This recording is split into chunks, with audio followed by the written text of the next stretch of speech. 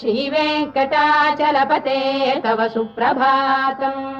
श्रीमन्नभीष्टवरदाखिललोकबन्धो श्री श्रीनिवास जगदेकदयैक सिन्धो श्रीदेवतागृहभुजान्तर दिव्यमूर्ते श्रीवेङ्कटाचलपते तव सुप्रभातम्।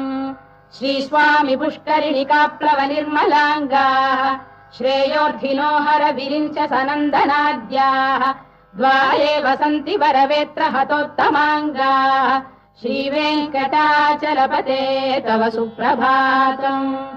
श्रीशेषशैल गरुडाचल वेङ्कटाद्रिनारायणाद्रिवृषभाद्रिविषाद्रिमुख्याम् आख्याम् त्वदीय वसतेरनिशम् वदन्ति श्रीवेङ्कटाचलपते तव सुप्रभातम्। सेवा परा शिव सुरेश कृशानुधर्म रक्षोऽम्बुनाथ पवमान